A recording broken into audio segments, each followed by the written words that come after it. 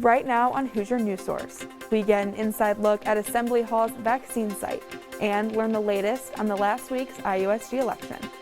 And I have record-breaking hail from a powerful storm last week, as well as a look at our IU softball game forecast. Hoosier News Source starts now.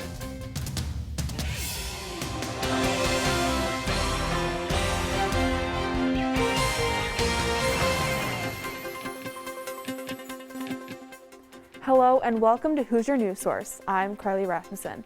Before we start this week's COVID update, I'll hand it over to my socially distanced co-anchor, Callie Lichter. Callie? Thanks, Carly. We start with the latest COVID-19 updates. HNS reporter Andrew Lamparski is on campus with the new numbers. Andrew? It's officially been 2 weeks since everyone over the age of 16 became eligible for the COVID-19 vaccine in Indiana. But on campus, cases are remaining higher than average for the semester. The university took a relatively low number of mitigation tests this week, just over 20,000, along with a positivity rate that's down from last week's high of 0.46% to 0.38%. Total 109 students tested positive at IU Bloomington, and 201 were considered close contacts. And here at Ashton, just 1.8% of quarantine and isolation space is being used, which is down from 8% last week. And on to some vaccine news, Monroe County is about to hit 30,000 fully vaccinated people. As a state, more than 1.4 million people in Indiana are fully vaccinated. This as a temporary pause is put on the use of Johnson & Johnson vaccines, while the FDA and CDC look into concerns over blood clots. To register for your COVID-19 vaccine, you can log on to ourshot.in.gov or call 211. And that's all for this week's Campus COVID Update. We've got more on the vaccine and how far people are willing to go to get one coming up. Thanks, Andrew. IU recently opened up Simon Skjodt Assembly Hall as a vaccination site. I got to sit down with IU's Assistant Director of Public and Environmental Health, Graham McKean, to hear more about what this means for Hoosiers. Let's take a look. IU's Assembly Hall was abnormally empty this school year, but all that has changed. Simon Skjodt Hall is now a COVID-19 vaccination center. The university has adopted open and closed points of distribution, otherwise known as pods. The site is open to anyone on open pod days and only IU affiliates on closed pod days. On the open days, yes, there's a lot of IU basketball fans that come through here. There's people that very specifically want to come see this to get vaccinated, and what a cool place to do it. But basketball fans are not the only one taking advantage of the campus vaccination site. And so between those open and closed clinics now, we're over, 8,100 vaccine will be 10,000 sometime probably by tomorrow. We should be close to probably 35,000 Hoosiers vaccinated by the time we're in mid-June.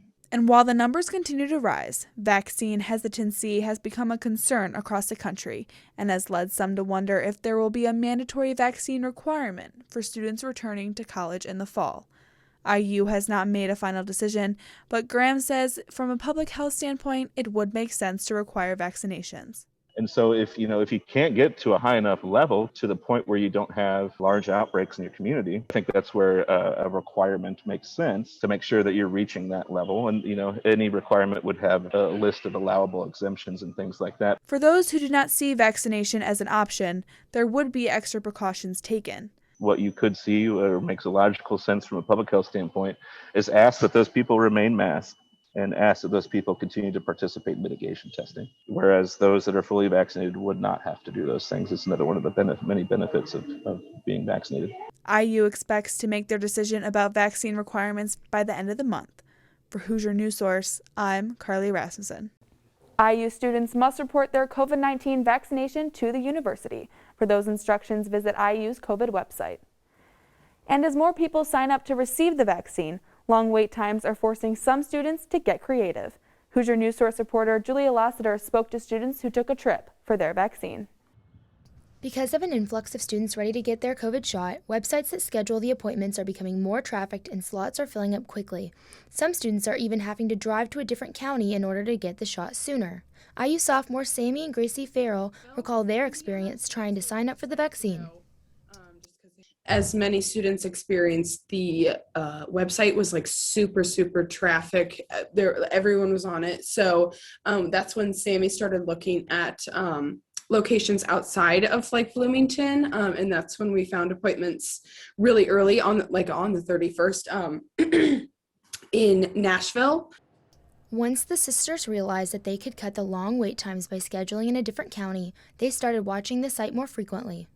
I just started scheduling people in like Nashville or in like Bedford at like the Walmart or like some other Walmart that's like 20 minutes away. Yeah. So she like stalks the website, and like as soon as one pops up, she's like, "Who wants it? Like, well, I'll get you in like March 6th." But this smart solution to scheduling soon reached others who also didn't want to wait for their chance to get vaccinated.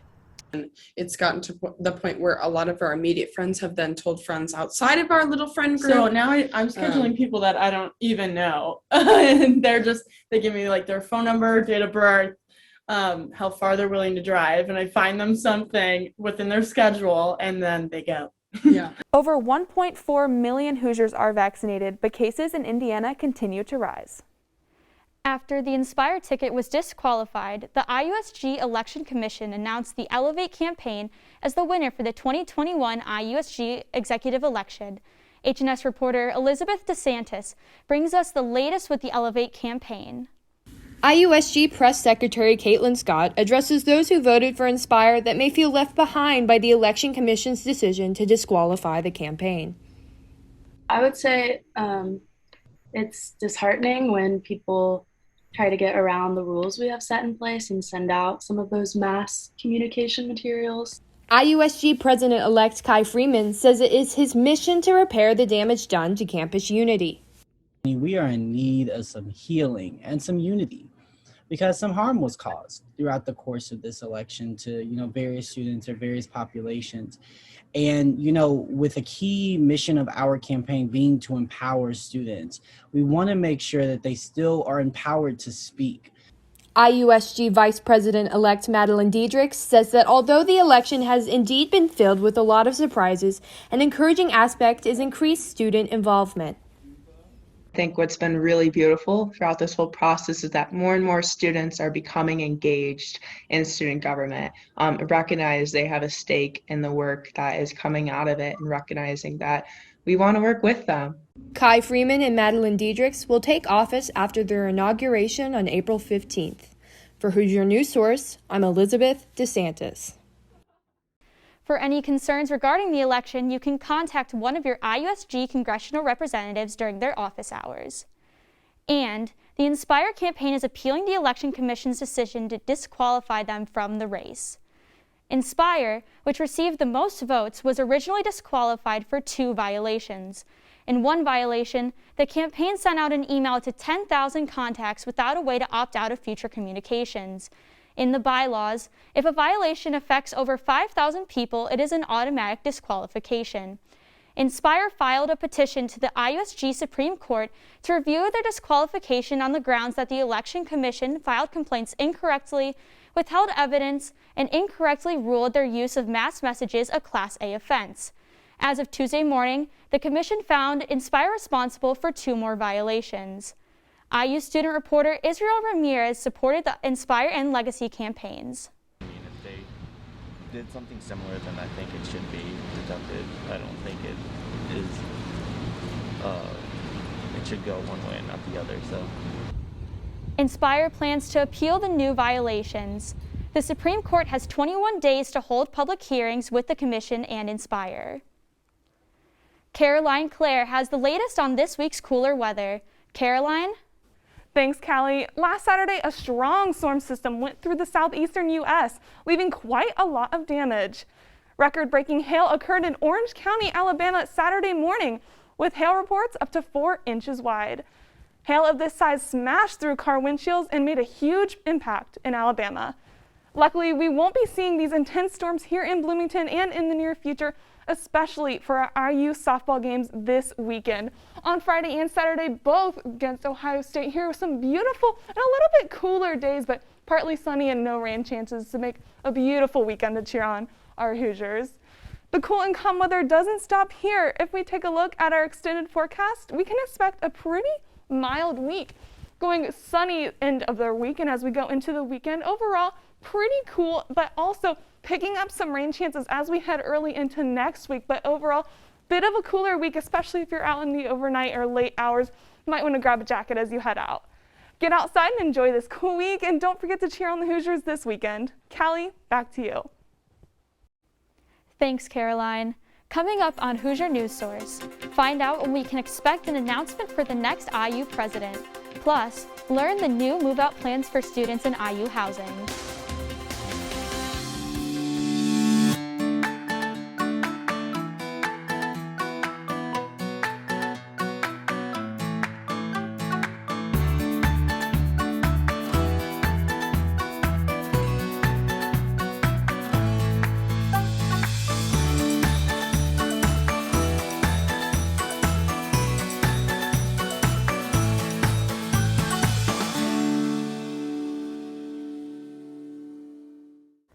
Welcome back to Hoosier News Source. HNS reporter Elizabeth DeSantis is now with us and has an update on international news and what's going on around the world.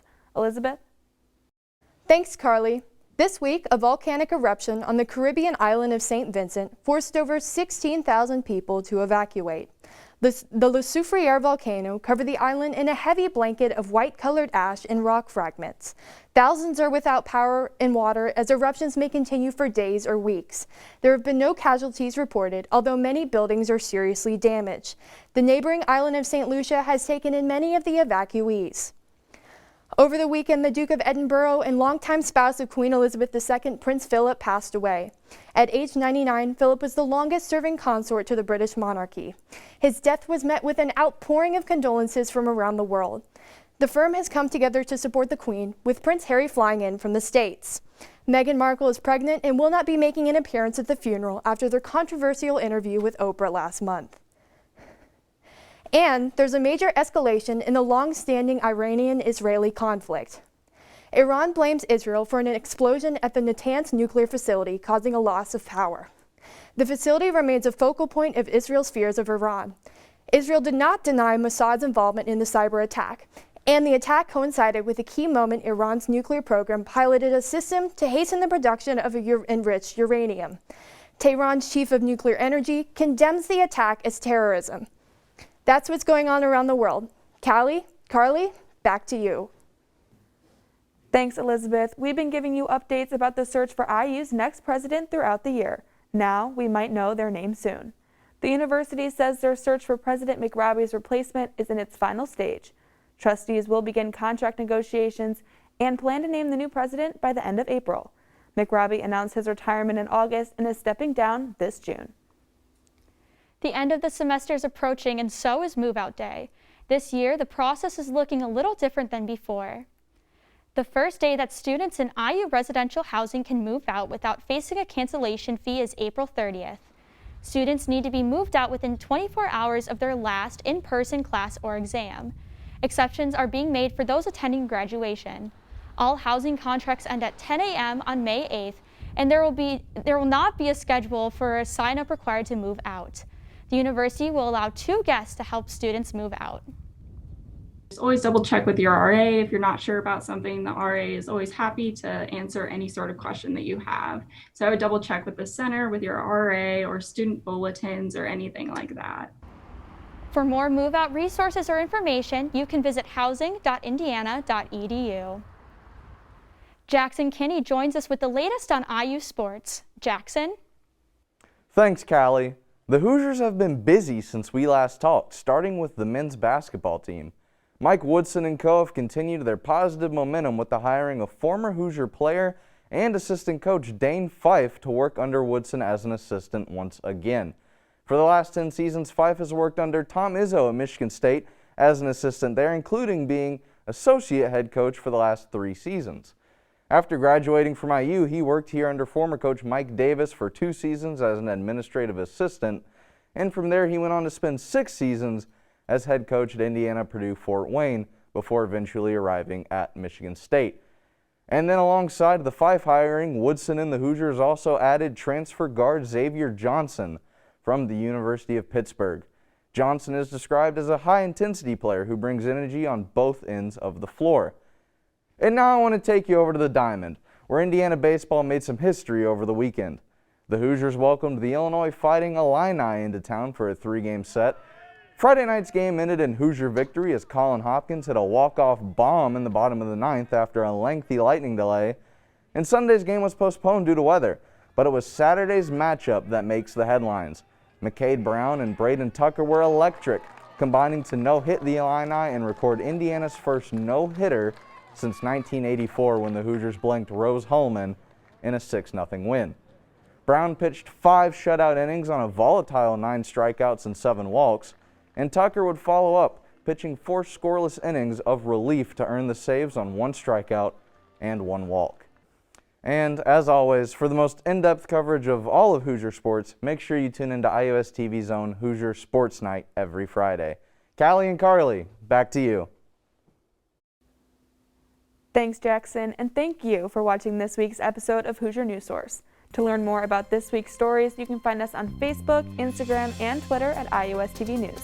I'm Carly Rasmussen. And I'm Callie Lichter. From Bloomington, Indiana, we'll see you next time.